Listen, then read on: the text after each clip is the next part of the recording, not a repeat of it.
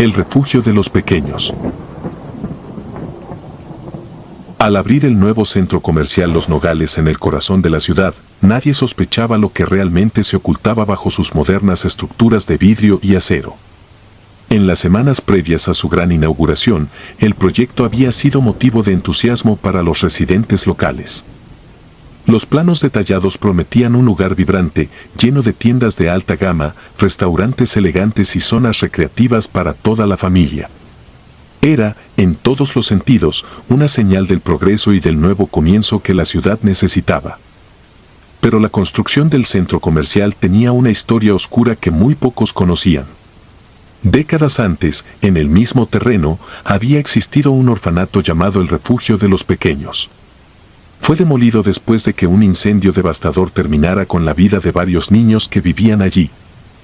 Las autoridades jamás determinaron la causa del incendio, y los cuerpos nunca fueron recuperados en su totalidad. El terreno quedó vacío durante años, considerado maldito por los pocos que sabían de su pasado. Pero la memoria es corta, y con el tiempo, esa historia fue olvidada, sepultada bajo la promesa de un futuro próspero. Desde el primer día de operación del centro comercial, los empleados comenzaron a notar cosas extrañas. Al principio, fue algo tan sutil que nadie lo mencionó en voz alta. Los gerentes de tienda encontraban mercancía desordenada, juguetes fuera de lugar y pequeños objetos movidos de su sitio original. Los empleados de limpieza, que llegaban antes de la apertura, reportaban haber escuchado risas suaves y ligeras pisadas, como si un grupo de niños estuviera corriendo por los pasillos. Al inspeccionar, siempre se encontraban solos, y las cámaras de seguridad no captaban nada inusual. A medida que pasaban los días, las experiencias se volvieron más inquietantes. Carolina, la gerente de la tienda de ropa infantil, fue una de las primeras en percibirlo. Una mañana, mientras organizaba la nueva colección de otoño, sintió una leve presión en su espalda, como si una pequeña mano la hubiera tocado. Se giró rápidamente, pero no había nadie. El aire en la tienda parecía extrañamente denso, y por un momento creyó oír un murmullo, casi imperceptible. Un escalofrío recorrió su cuerpo, pero se obligó a ignorarlo. Más tarde, al revisar el inventario, descubrió que varios artículos habían desaparecido, como si alguien los hubiera tomado sin dejar rastro. En la tienda de juguetes, las cosas fueron aún más perturbadoras. Los empleados comenzaban a cerrar cada noche con más precaución, asegurándose de que todo estuviera en su lugar antes de salir. Pero cada mañana encontraban trenes de juguete encendidos, pelotas rebotando por sí solas y muñecas alineadas en perfecta formación, mirando fijamente hacia la puerta. Una noche, al revisar las cámaras de seguridad, Jorge, el encargado, notó que uno de los osos de peluche parecía moverse ligeramente, pero no había ninguna persona visible en el video. A medida que avanzaba la grabación, más y más juguetes parecían cobrar vida, moviéndose sutilmente por el piso, antes de volver a su lugar original. Jorge decidió no compartir lo que había visto, temiendo que lo tomaran por loco. El personal de seguridad también comenzó a experimentar eventos inexplicables. Durante sus rondas nocturnas, veían pequeñas figuras correr a lo lejos. Eran destellos, formas que apenas podían definir, siempre en el límite de su visión. Cuando se acercaban, no encontraban a nadie. Las risas infantiles se hicieron más comunes, resonando en los rincones oscuros del centro comercial, especialmente después del cierre. Una noche, Eduardo, uno de los guardias, decidió investigar más a fondo. Se dirigió a la zona donde más frecuentemente se escuchaban las risas, en una sección del centro que aún estaba en construcción. A medida que avanzaba por el pasillo oscuro, la sensación de ser observado se hizo cada vez más fuerte. Sintió un repentino impulso de mirar hacia atrás, pero se obligó a seguir adelante. Cuando llegó a la fuente del sonido, solo encontró una pequeña puerta de madera, bloqueada por un candado oxidado.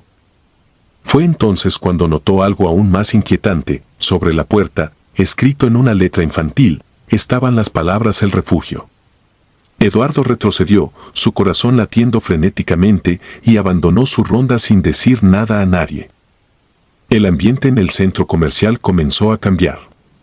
Los empleados se volvieron más reservados y el entusiasmo inicial desapareció, reemplazado por una sensación de incomodidad y temor.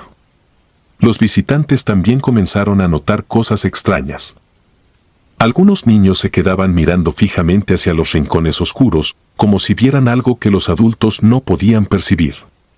Una madre reportó que su hijo hablaba con un nuevo amigo que había conocido en la sección de juegos, pero cuando ella fue a buscar al supuesto amigo, no encontró a nadie. La familia abandonó el centro comercial apresuradamente, sin dar más explicaciones. Pese a las crecientes quejas y rumores, la administración del centro comercial se negó a reconocer lo que estaba ocurriendo. Atribuyeron todo a imaginaciones exageradas y errores humanos, tratando de mantener la reputación del lugar intacta. Sin embargo, dentro del equipo de empleados, la tensión crecía. Los turnos nocturnos comenzaron a volverse un castigo, y muchos empezaron a renunciar, incapaces de soportar la atmósfera opresiva y los extraños eventos que parecían intensificarse cada día. Lo más inquietante ocurrió una noche, cuando Marta, una de las empleadas del área de mantenimiento, quedó atrapada durante su turno de limpieza. La puerta del almacén se había cerrado repentinamente tras ella, dejándola en la penumbra. Intentó abrirla, pero estaba firmemente bloqueada. En la oscuridad, sintió una presencia detrás de ella, algo que no podía ver pero que sabía que estaba allí. No se atrevió a moverse, aterrada de lo que podría pasar si lo hacía. Se quedó inmóvil, escuchando los latidos de su corazón resonar en sus oídos, hasta que finalmente la puerta se abrió por sí sola. Marta salió corriendo, sin mirar atrás, y no regresó al trabajo al día siguiente. El rumor sobre los fenómenos extraños se esparció rápidamente. Los empleados hablaban entre susurros sobre los niños fantasmas que habitaban el centro comercial. Se decían que las almas de los pequeños que murieron en el incendio del orfanato aún vagaban por los pasillos, buscando consuelo o simplemente a alguien con quien jugar. Pero nadie sabía realmente lo que querían esos espíritus. Algunos creían que buscaban venganza por la forma en que sus vidas fueron truncadas, otros pensaban que solo estaban atrapados en un ciclo interminable de su propia tragedia. La dirección del centro comercial intentó restablecer la calma, aumentando la seguridad y colocando más cámaras en los pasillos, pero nada de eso pareció detener los sucesos. Los niños seguían apareciendo, siempre al borde de la visión, siempre acompañados por esas risas suaves que llenaban el aire cuando el centro comercial estaba vacío. Los juguetes se movían por sí solos, las luces parpadeaban sin razón aparente y las sombras parecían cobrar vida en la penumbra. Finalmente, un investigador paranormal fue contactado en secreto por un grupo de empleados que no sabían qué más hacer. Juan Carlos, que había trabajado en varios casos de apariciones y eventos sobrenaturales, aceptó el reto con escepticismo, pero también con curiosidad. Llevó consigo equipo especializado, cámaras térmicas, grabadoras de voz y sensores de movimiento. Su plan era pasar la noche en el centro comercial, esperando captar evidencia de lo que estaba ocurriendo. Juan Carlos comenzó su investigación en la madrugada, cuando el centro estaba completamente vacío. Caminó por los pasillos, deteniéndose en las zonas donde más frecuentemente se habían reportado los incidentes. Todo estaba en calma, y por un momento pensó que no encontraría nada fuera de lo común. Sin embargo, al revisar sus equipos, notó fluctuaciones extrañas en la temperatura y pequeños ruidos que no pudo identificar. Cerca de la medianoche, decidió adentrarse en la zona que aún estaba en construcción, el lugar donde Eduardo había visto la puerta con la inscripción El Refugio. Al llegar allí, sintió una presencia pesada en el aire, como si el ambiente mismo estuviera cargado de una energía que no podía explicar. La puerta seguía allí, con las palabras aún visibles a pesar de los intentos de la administración por borrarlas. Con un profundo sentido de inquietud, decidió instalar una de sus cámaras justo frente a la puerta y una grabadora de voz en el suelo. Mientras se alejaba, escuchó un sonido suave detrás de él, como el movimiento ligero de un objeto. Al girarse, vio algo que lo hizo detenerse en seco. La puerta, que había estado firmemente cerrada, ahora estaba entreabierta, dejando ver una oscuridad impenetrable más allá de ella. Juan Carlos sintió un impulso de acercarse, pero algo en su interior le advirtió que no lo hiciera. Retrocedió lentamente, sin quitar los ojos de la puerta, y abandonó la zona. Más tarde, al revisar las grabaciones, encontró algo que lo dejó sin aliento. En la grabadora de voz, captó un sonido apenas perceptible, como el roce de pies pequeños sobre el suelo y un leve cantar infantil que parecía provenir de más allá de la puerta. Pero lo más inquietante fue lo que registró la cámara térmica. Aunque la temperatura en la zona era constante, se formaron figuras nebulosas alrededor de la puerta, figuras que tomaban la forma de niños pequeños, agrupados como si estuvieran esperando a alguien. Juan Carlos decidió no compartir sus hallazgos con nadie, salvo con los empleados que lo habían contactado. Les advirtió que no había nada que pudiera hacer para detener los fenómenos, y les recomendó que buscaran otro empleo si no podían soportar lo que estaba ocurriendo. Los empleados, asustados y conmovidos por las pruebas, decidieron renunciar uno por uno, dejando el centro comercial cada vez más vacío y desolado. Con el tiempo, los rumores sobre el centro comercial Los Nogales comenzaron a extenderse entre los habitantes de la ciudad. Los clientes notaron que algo no estaba bien y el número de visitantes disminuyó drásticamente. Los dueños del lugar hicieron todo lo posible por mantenerlo en funcionamiento, pero la historia del orfanato maldito se había filtrado y nadie quería acercarse al lugar donde los pequeños fantasmas seguían vagando, atrapados entre el mundo de los vivos y el de los muertos. El Círculo de los Inocentes. El cementerio de San Ángel siempre me había parecido un lugar tranquilo, casi pintoresco en su simplicidad. Rodeado de colinas suaves y campos abiertos, parecía más un jardín descuidado que un lugar para los muertos. Los altos cipreses, los senderos de grava que crujían bajo los pies y las pequeñas lápidas de piedra con musgo en sus bordes creaban una atmósfera de paz melancólica. Sin embargo, esa percepción comenzó a cambiar hace algunos meses, cuando la gente del pueblo empezó a hablar. Al principio, eran solo rumores, murmullos en las esquinas y comentarios en voz baja entre vecinos. ¿Has visto a los niños?, preguntaban, con una mezcla de curiosidad y miedo. No presté mucha atención, pensando que era solo otro cuento local, una de esas historias que la gente cuenta para pasar el tiempo. Pero poco a poco, el relato fue tomando una forma más definida, más perturbadora. Decían que al caer la tarde, justo cuando el sol se hundía detrás de las colinas, se podían ver figuras pequeñas jugando en círculo alrededor de una vieja lápida, cerca del centro del cementerio. Eran niños, o al menos eso parecía, y nadie sabía quiénes eran ni de dónde venían. La curiosidad comenzó a apoderarse de mí. Siempre he sido escéptico por naturaleza, alguien que no cree en lo sobrenatural ni en las leyendas urbanas. Pero había algo en esas historias que me inquietaba, algo que no podía ignorar. Decidí investigar por mí mismo, no tanto para probar que eran falsas, sino más bien para entender por qué todos parecían tan convencidos. Fue así como, una tarde de noviembre, me dirigí al cementerio, armado solo con una linterna y una creciente sensación de inquietud. El día había sido gris, y el cielo estaba cubierto por nubes densas que prometían lluvia.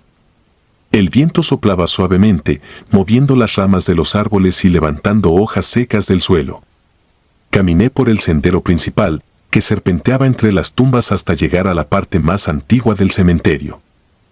A medida que avanzaba, el ambiente se volvía más pesado, como si la misma tierra guardara secretos que no quería compartir.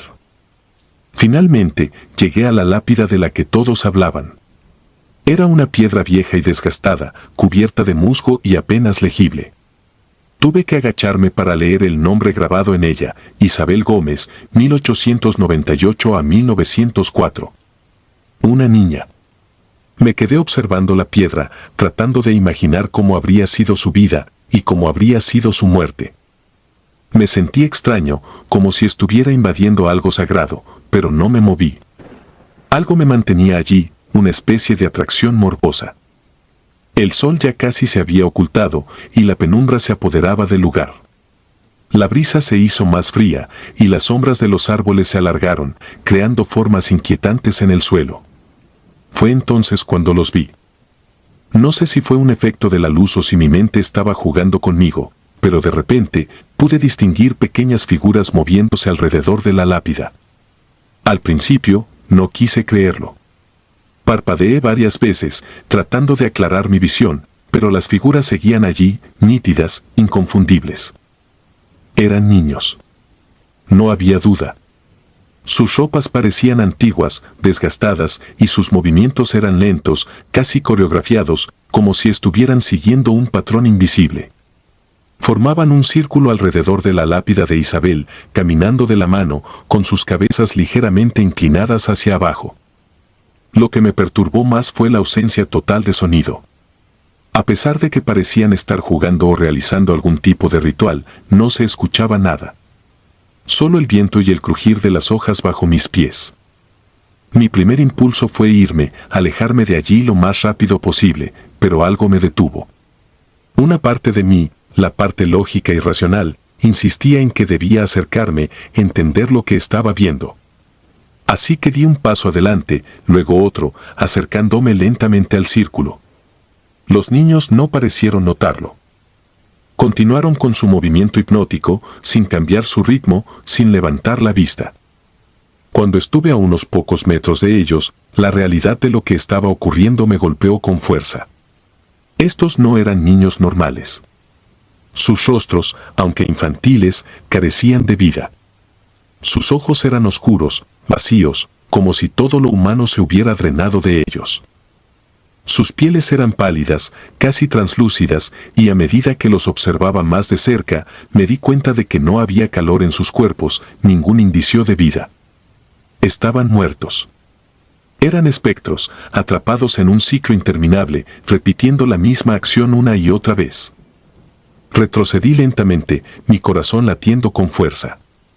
Ya no me importaba descubrir la verdad, solo quería salir de allí. Pero algo más ocurrió, algo que me llenó de terror. Mientras retrocedía, uno de los niños levantó la cabeza y me miró directamente. Fue solo un segundo, un instante fugaz, pero ese segundo fue suficiente para congelarme. En sus ojos no había emoción, ni ira, ni tristeza. Solo un vacío abrumador, como si estuviera mirando a través de mí hacia algo mucho más allá. Me di la vuelta y corrí. Corrí sin mirar atrás, sin importarme si alguien me veía o si tropezaba con alguna lápida en el camino. No paré hasta que estuve fuera del cementerio, con la respiración entrecortada y el cuerpo temblando. Nadie me vio salir, y cuando finalmente me detuve, solo el silencio de la noche me rodeaba. No sabía qué hacer. No podía contarle a nadie lo que había visto, nadie me creería. Y aun si me creyeran, ¿qué podría hacer alguien al respecto? Aquellos niños, o lo que quedaba de ellos, estaban más allá de cualquier ayuda. Pasaron días antes de que pudiera dormir bien.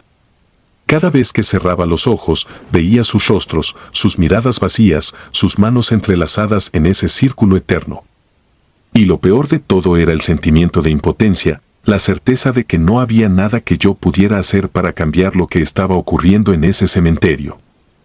El tiempo fue pasando, y eventualmente, el miedo se transformó en una especie de aceptación resignada. Nunca volví a San Ángel.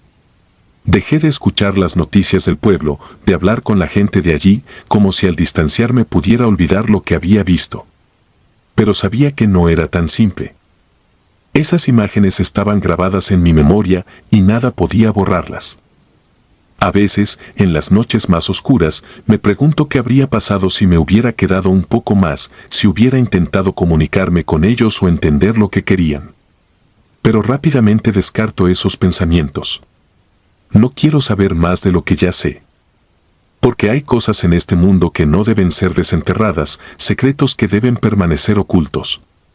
Los niños del cementerio de San Ángel son uno de esos secretos, un fragmento de historia que debería haber permanecido enterrado con ellos.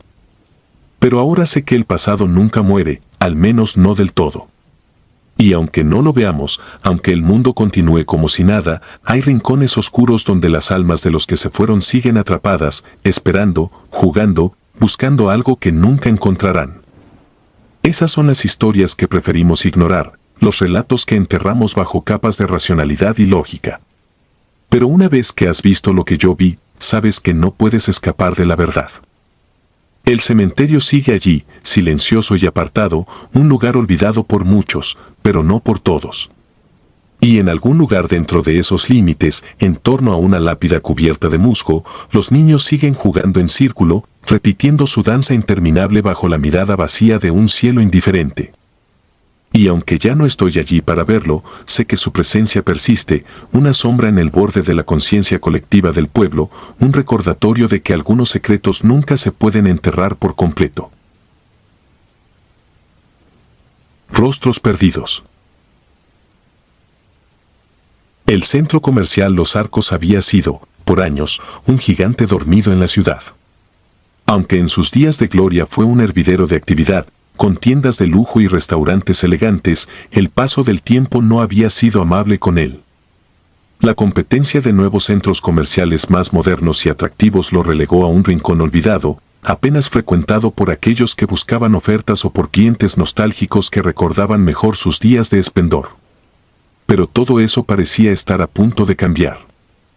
Un grupo de inversores decidió revitalizar Los Arcos, apostando por devolverle la vida que una vez tuvo. Se renovaron los pisos, se mejoró la iluminación y se atrajeron nuevas tiendas para ocupar los locales vacíos. Una de estas tiendas, en particular, llamó la atención de los nuevos empleados desde el primer momento en que comenzaron a trabajar allí. Era una tienda pequeña, ubicada en un rincón menos transitado del centro comercial. Había permanecido cerrada por años, tanto tiempo que nadie recordaba que había allí antes. Su letrero, desgastado por el tiempo, apenas se leía: la maternidad. Algunos empleados, curiosos por el nombre, indagaron un poco sobre su pasado. Alguien mencionó vagamente que, muchos años atrás, el lugar había sido una clínica.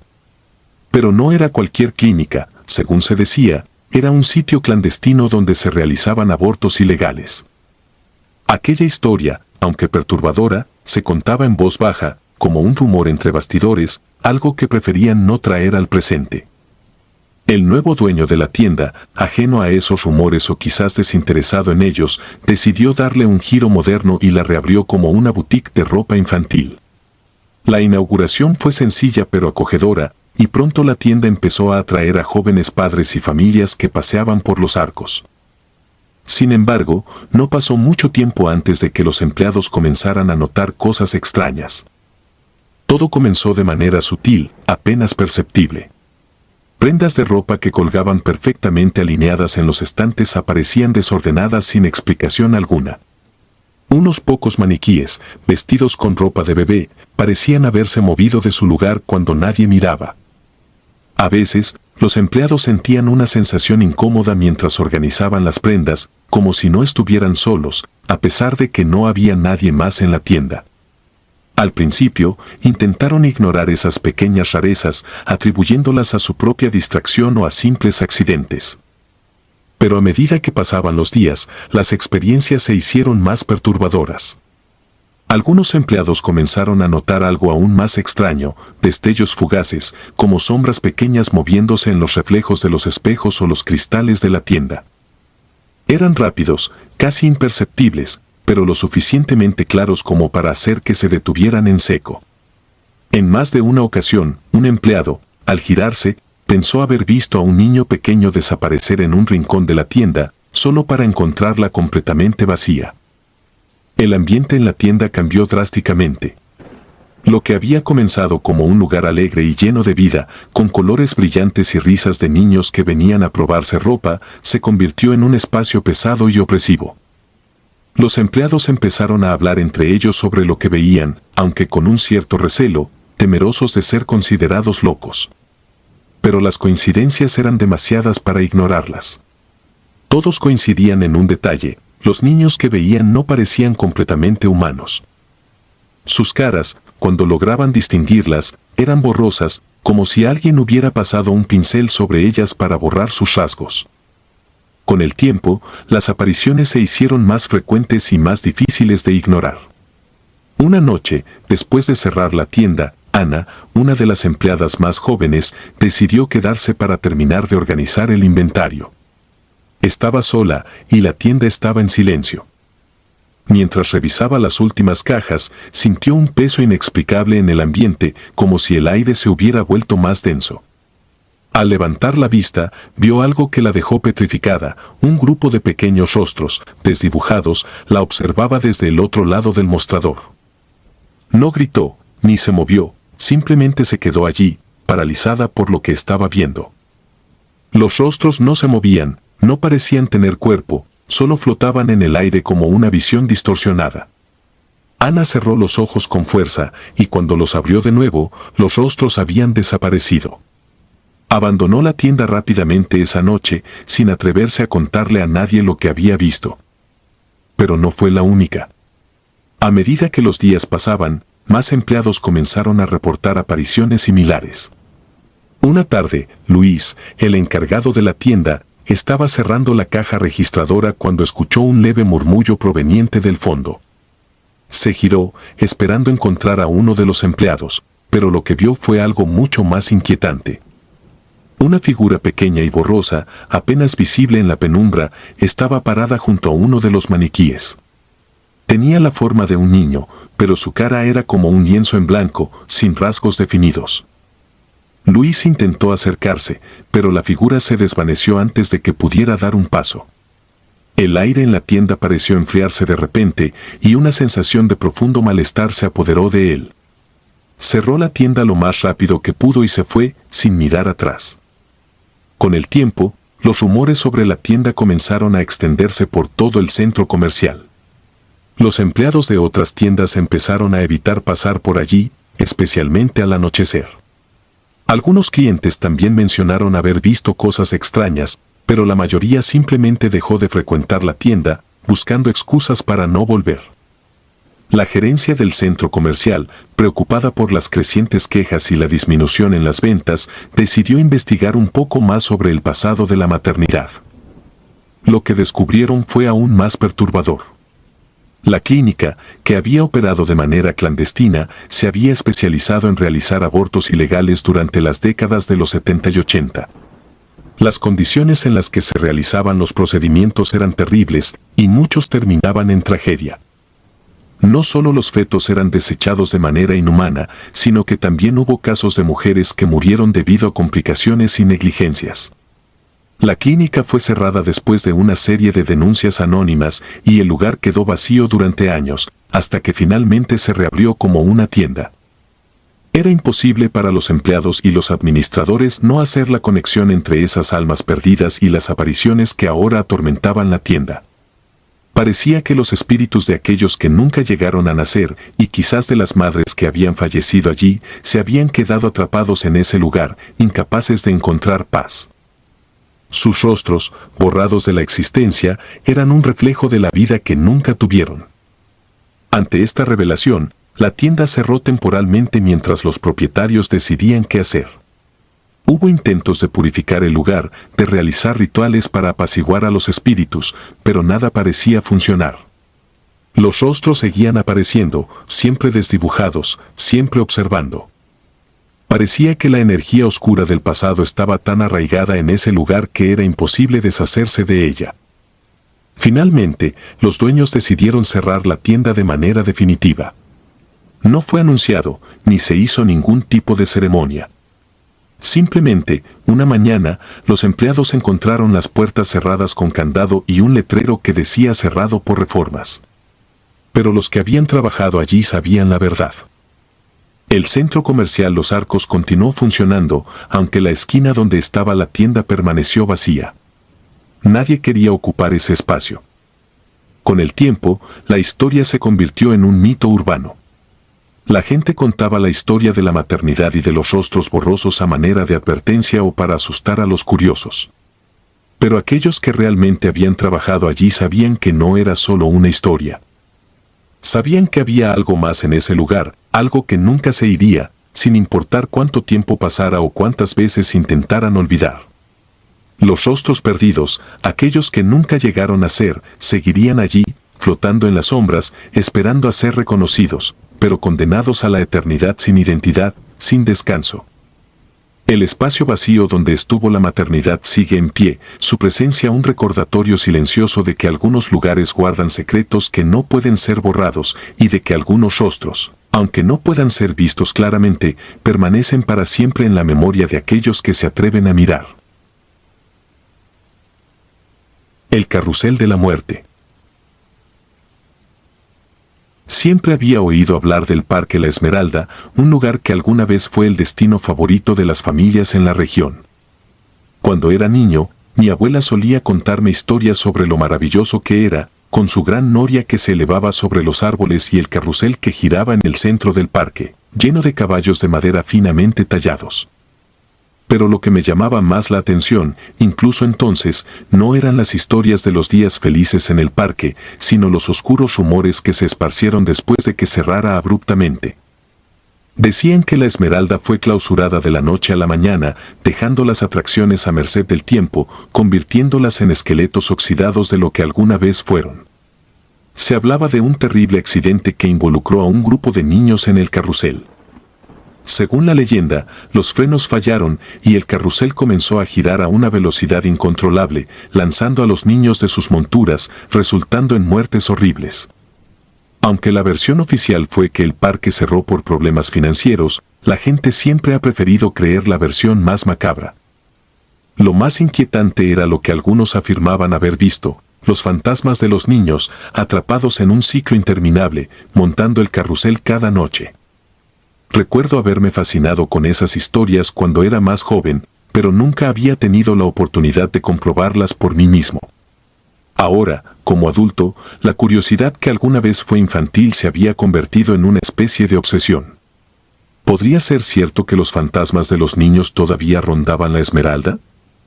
Decidí que era hora de averiguarlo.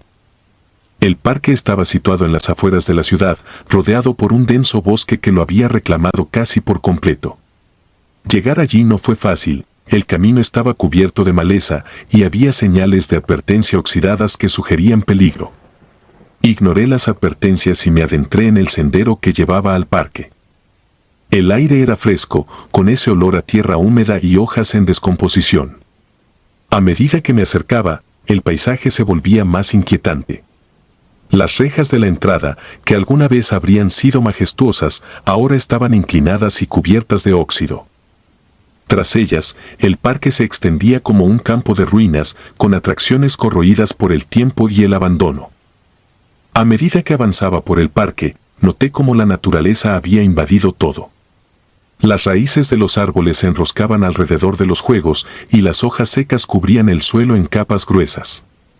Pero lo que más me perturbó fue el silencio. No era el silencio típico de un lugar abandonado, sino uno pesado, como si todo a mi alrededor estuviera aguantando la respiración, esperando que algo ocurriera. Mis pasos eran lo único que rompía la quietud, resonando contra las estructuras metálicas oxidadas y los restos de madera podrida. El carrusel estaba exactamente donde mi abuela había dicho que estaría, en el centro del parque.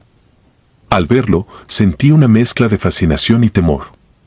Era como si, a pesar del abandono, se mantuviera increíblemente intacto, como si el tiempo lo hubiera ignorado en su marcha. Los caballos, a pesar del desgaste evidente, parecían casi vivos, con sus ojos vacíos mirándome fijamente.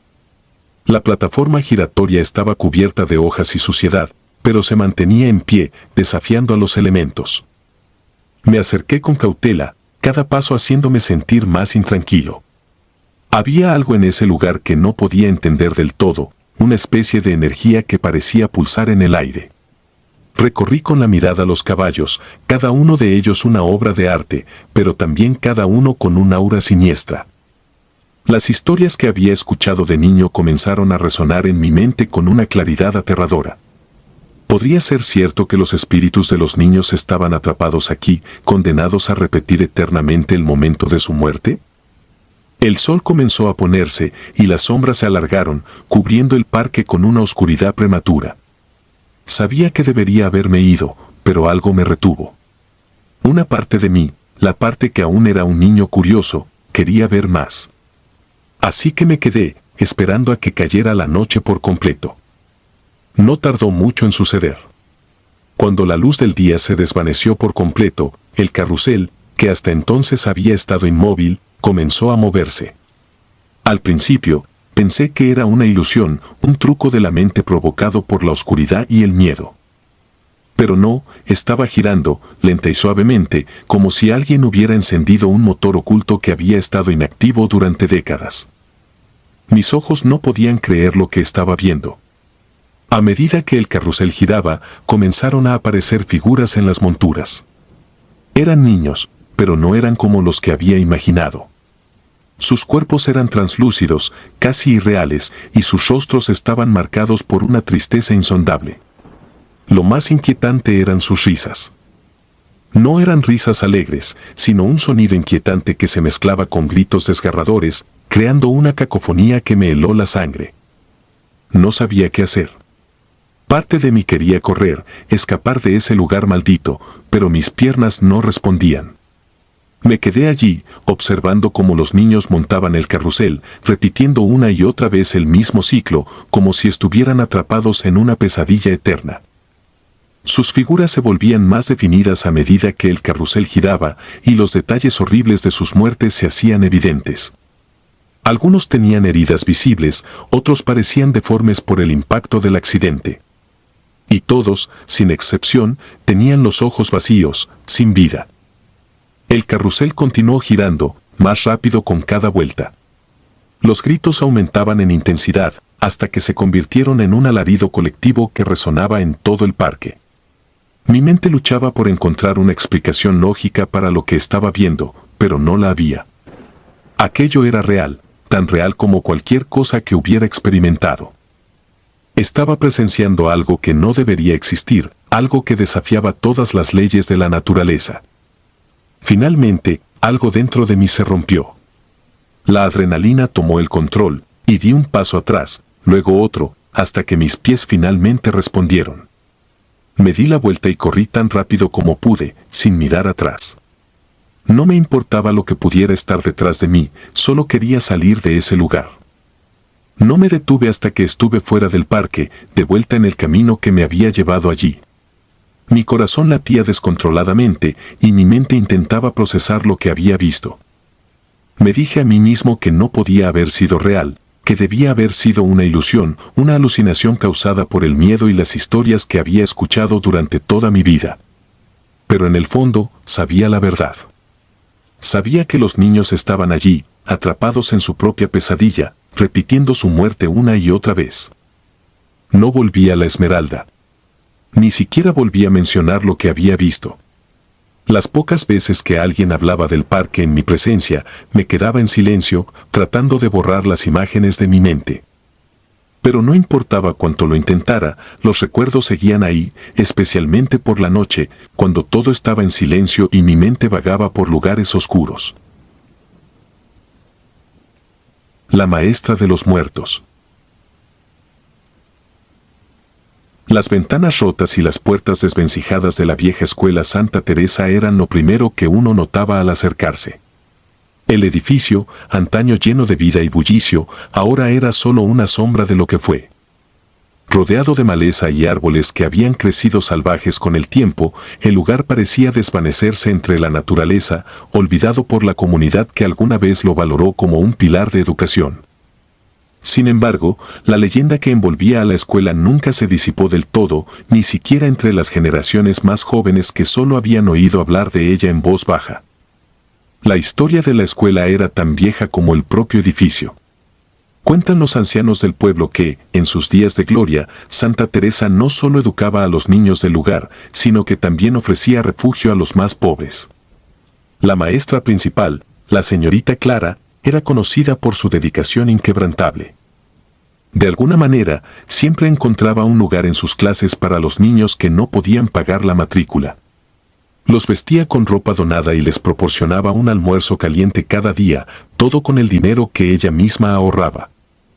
Para los niños que asistían a la escuela, Clara no solo era su maestra, era una figura materna, un ángel de la guarda en tiempos difíciles. Sin embargo, la tragedia golpeó una tarde lluviosa, cambiando para siempre el destino de Santa Teresa. Según los registros, Clara había organizado una excursión para sus estudiantes, un día de campo en un parque cercano como recompensa por sus esfuerzos. Pero lo que debía haber sido un día alegre se convirtió en un desastre cuando el autobús que los transportaba perdió el control en una curva traicionera. El vehículo se precipitó por un barranco, y todos los ocupantes, incluida la querida maestra, murieron en el acto. El impacto fue devastador para la comunidad. La escuela cerró sus puertas poco tiempo después, incapaz de seguir adelante tras la pérdida de tantos niños y de una maestra tan amada. Con el tiempo, la vegetación reclamó el edificio y el lugar quedó abandonado. Pero el pueblo nunca olvidó lo sucedido, y la leyenda comenzó a tomar forma. Los rumores decían que, después de la tragedia, algunos aldeanos escucharon ruidos extraños provenientes de la escuela por la noche. Más de uno afirmó haber visto luces parpadeando en las ventanas rotas, como si alguien estuviera moviéndose por los pasillos oscuros. Lo más perturbador eran los relatos de aquellos que afirmaban haber visto sombras pequeñas, casi imperceptibles, deslizándose en las aulas vacías, como si los niños que murieron en el accidente nunca hubieran dejado de asistir a clase. Algunos decían que Clara también estaba allí, cuidando de sus alumnos incluso en la muerte. Aunque estas historias se compartían con inquietud, pocos se atrevían a comprobarlas por sí mismos. La mayoría evitaba la escuela después del anochecer, y solo los más osados se acercaban, impulsados por el deseo de sentir el escalofrío que prometía la leyenda. Pero incluso ellos se detenían antes de entrar, como si algo invisible los retuviera al borde de la propiedad. No obstante, hubo un hombre que decidió ir más allá. Martín, un investigador de lo paranormal, había oído hablar de la leyenda de Santa Teresa durante una de sus tantas búsquedas en línea sobre lugares embrujados. A diferencia de los curiosos locales, él no se contentaba con oír historias, quería ver con sus propios ojos lo que otros solo se atrevían a imaginar. Así que, con su equipo de cámaras y grabadoras, se dirigió una noche a la escuela abandonada, decidido a descubrir la verdad. Llegó al lugar cuando el sol ya se había ocultado completamente, dejando la escuela sumida en una oscuridad casi palpable. El viento soplaba suavemente, haciendo crujir las ramas de los árboles y moviendo las hojas que se amontonaban en el suelo. Martín, sin embargo, no se dejó intimidar. Atravesó la entrada principal, un arco de ladrillos con inscripciones desgastadas, y se adentró en el patio interior. Las viejas estructuras se alzaban ante él, desmoronándose lentamente con el paso de los años. El aire estaba cargado con el olor a moho y a madera podrida, un recordatorio constante de que el tiempo no había sido amable con el lugar. Martín montó su equipo en lo que solía ser el aula principal. Las paredes estaban cubiertas de grafitis y musgo, y el techo presentaba agujeros por donde se filtraba la luz de la luna, creando sombras inquietantes en el suelo. Colocó las cámaras en diferentes ángulos, asegurándose de cubrir cada rincón de la habitación. Luego, se sentó en una vieja silla, ajustó su linterna y esperó. Al principio, no pasó nada. La escuela permanecía en silencio, el tipo de silencio que solo se encuentra en lugares olvidados. Pero Martín no se desesperó, sabía que estas cosas tomaban tiempo. Sin embargo, conforme pasaban las horas, comenzó a sentir una extraña opresión en el pecho.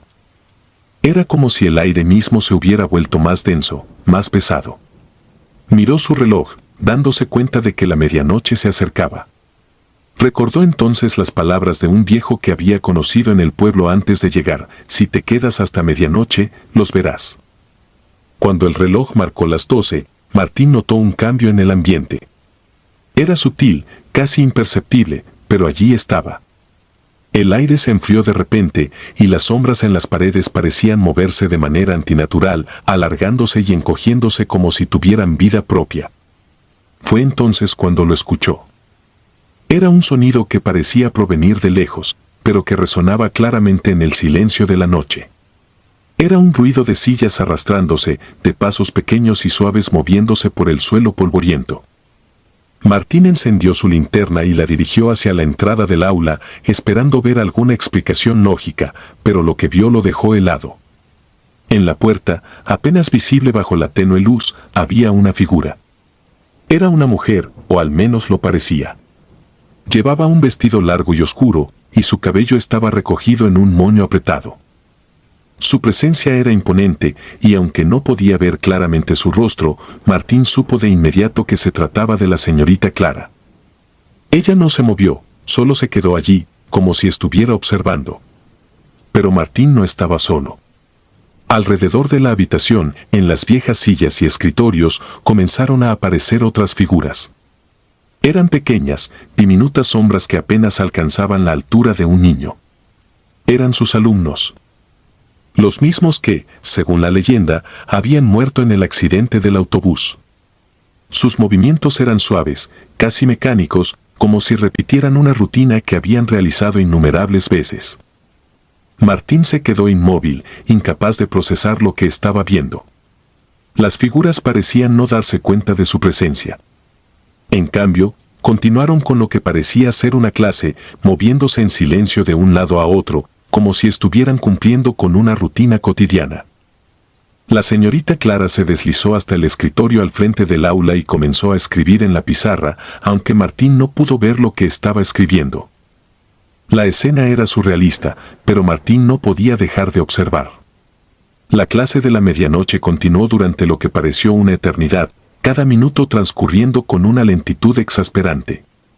Las figuras de los niños permanecían en sus asientos, como si tomaran notas en cuadernos invisibles, mientras la maestra continuaba con su lección. No había ruido, solo el movimiento fantasmagórico de esas sombras, repitiendo una y otra vez un acto que en vida habrían realizado cientos de veces. Finalmente, el aire en la sala cambió nuevamente y Martín sintió una presión en sus oídos, como si todo el lugar estuviera bajo agua. Las sombras comenzaron a desvanecerse, primero los niños, uno por uno, hasta que solo quedó la figura de Clara. Ella se giró lentamente hacia él, y por un momento Martín pensó que lo miraba directamente.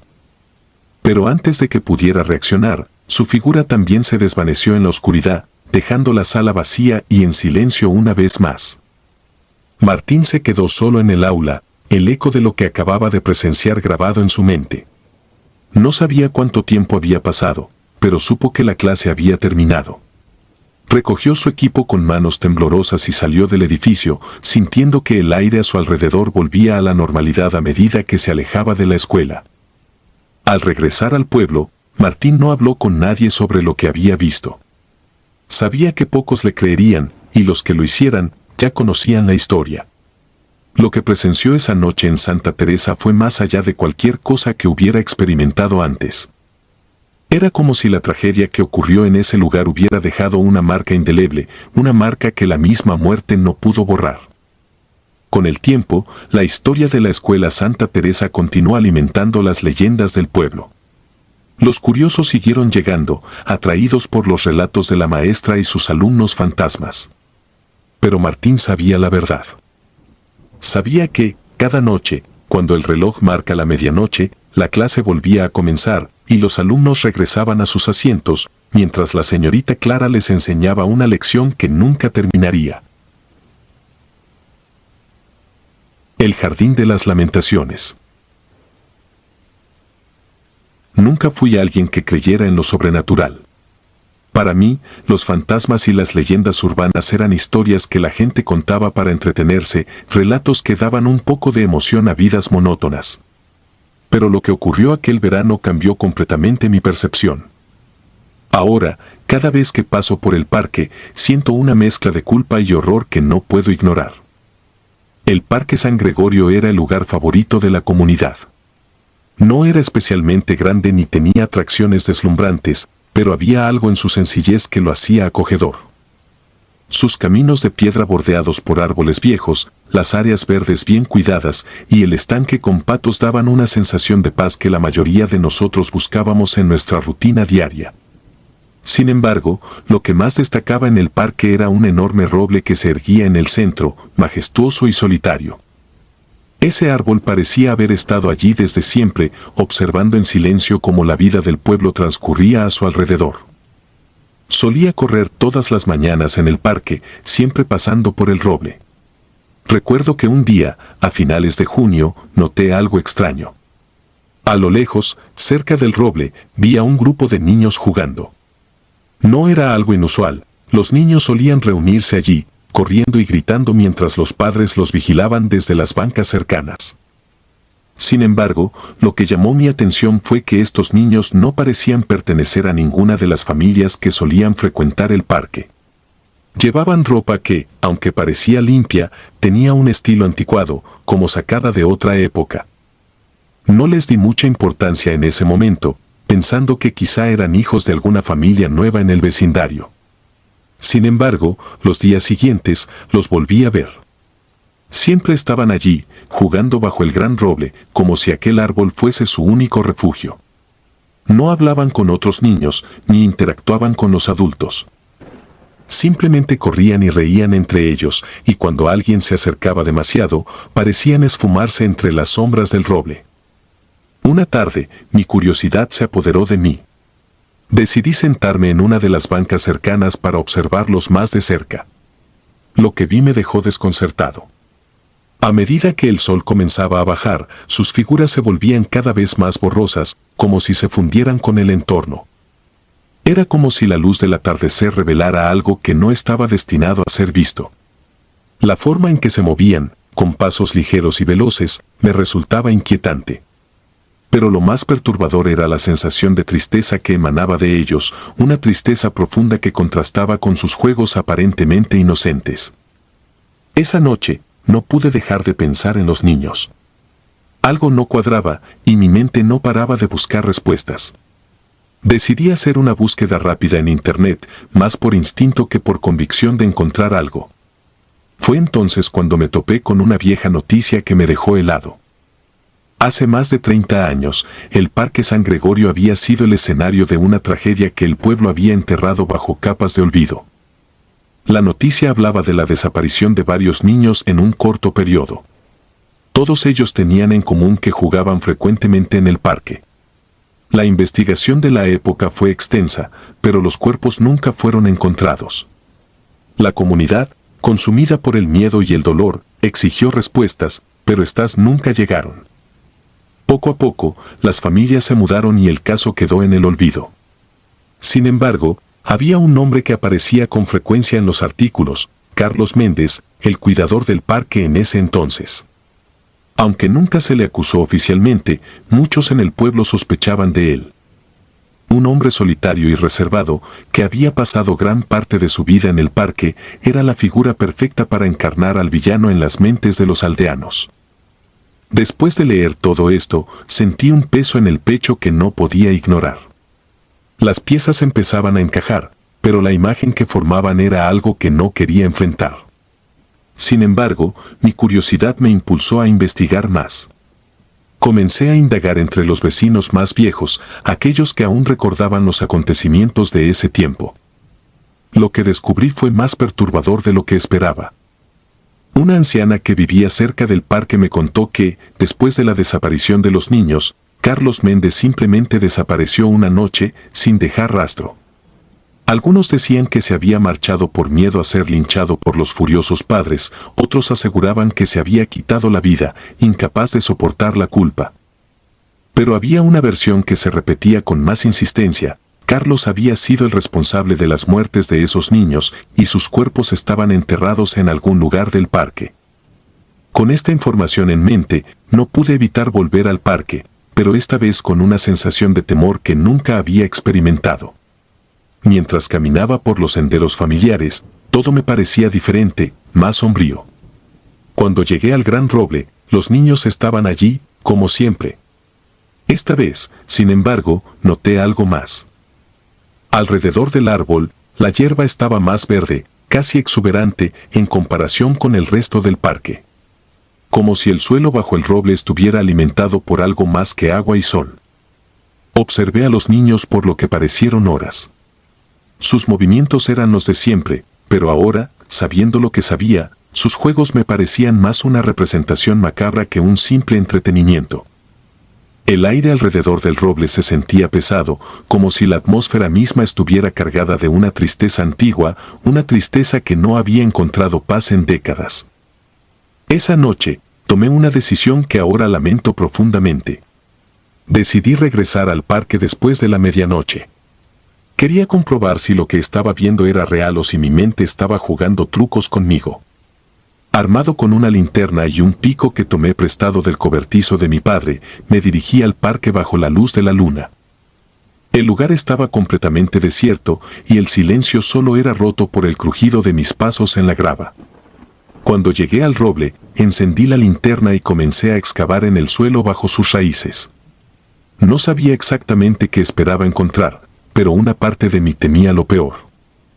A medida que avanzaba, la tierra se volvía más compacta, como si hubiera estado guardando un secreto durante mucho tiempo. Entonces, la pala golpeó algo duro. Mi corazón se aceleró, y con manos temblorosas, seguí cavando. Lo que desenterré fue una pequeña caja de metal, oxidada por el tiempo. La levanté con cuidado, sabiendo que contenía algo que no debería haber encontrado. Cuando la abrí, descubrí que estaba llena de pequeños objetos, muñecas rotas, coches de juguete, una pelota desinflada. Eran pertenencias de niños, objetos que habrían sido preciados por cualquier niño en su momento. Pero lo que me heló la sangre fue lo que había en el fondo de la caja, un par de zapatos pequeños, sucios y descoloridos, con manchas oscuras que no podían ser otra cosa que sangre. Cerré la caja de golpe, sintiendo una oleada de terror como nunca antes había experimentado. Sabía, sin ninguna duda, que esos zapatos pertenecían a uno de los niños desaparecidos. No podía quedarme allí un segundo más. Llevé la caja conmigo, sin saber qué hacer con ella, solo sabiendo que no podía dejarla en ese lugar maldito. Al día siguiente, llevé la caja a la policía, junto con la historia de lo que había descubierto. No mencioné nada de los niños que había visto en el parque, sabía que nadie me creería. La policía reabrió la investigación y en los días que siguieron comenzaron a excavar alrededor del roble. Encontraron más cajas, todas con los mismos tipos de objetos y con restos humanos dentro. La noticia se esparció rápidamente por el pueblo, reviviendo el dolor y el horror que muchos habían intentado olvidar. El parque fue cerrado indefinidamente y las autoridades intentaron poner fin a las leyendas que habían surgido en torno al lugar. Pero yo sabía que no podían. Los niños seguían allí, sus espíritus atrapados bajo las raíces del roble, jugando eternamente en un ciclo de inocencia rota.